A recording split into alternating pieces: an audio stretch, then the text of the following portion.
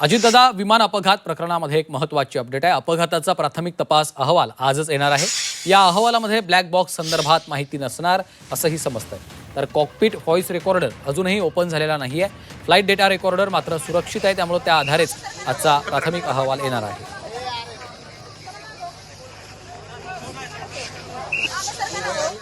मुळामध्ये जो black box होता तो काही लोक सांगायचे की तो जळाला पूर्णतः, परंतु आता माहिती अशी आलेली की तो ब्लॅक बॉक्स सुरक्षित आहे।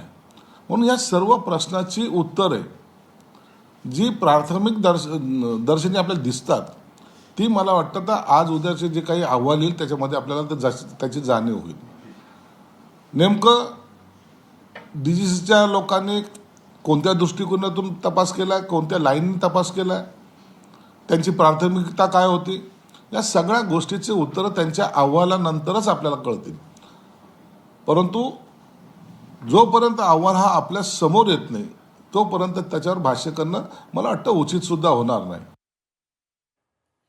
तर या संदर्भात आता फ्लाइट डेटा रेकॉर्डर देखील सुरक्षित असल्यानं त्या आधारेच आजचा प्राथमिक अहवाल येणार आहे अशी माहिती आहे। उर्वशी खोना आमच्या प्रतिनिधी आपल्या सोबत आहेत, या संदर्भात अधिकचे अपडेट्स देत आहेत। उर्वशी, काय महत्त्वाचे अपडेट्स आहेत? नक्कीच संध्याकाळच्या सुमारेस जे आहे हा रिपोर्ट एक्सपेक्टेड आहे। एका महिन्यानंतर AAIB जे आहे ते कशा प्रकाराने आणि काय रिपोर्ट काढतं यावरती लक्ष आहे। घातपात होतं की हे पुन्हा एक दुर्घटना होती त्यावरती लक्ष काढलं जाणार आणि या रिपोर्ट येण्याच्याच अगोदर हे बघितलं गेलं की VSR कंपनीवरती कशा प्रकाराने एक स्ट्रिक्ट ऍक्शन अशी घेतली गेली DGCA कडून। जेव्हा सगळे त्यांचे जे 4 लेअर जेट्स आहेत त्यांना ग्राउंडेड करण्यात आलं, जेव्हा ते ग्राउंडेड करण्यात आलं, आता मुळात ज्या प्रकाराने एअरवर्दीनेसचं चेकअप सांगा किंवा जे एक फ्लाईटला एक प्रॉपर पॅरामीटर असायला पाहिजे ते कुठे ना कुठे नव्हतं, म्हणून त्यांच्यावरती ऍक्शन घेतली गेली। म्हणजेच VSR कंपनी हे चुकीच्या ह्याच्यावरती तर नक्कीच आहे।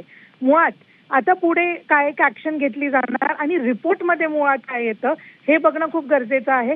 संध्याकाळची वाट सगळे लोक आतुरतेने बघतायत, कारण की ह्या रिपोर्टने एक क्लॅरिफिकेशन येणार की नेमकं अजित पवारांचा पूर्ण जी घटना होती ती झाली ते घातपात होतं की एक दुर्घटना होती, ह्याच्यावरती एक क्लॅरिफिकेशन येणार।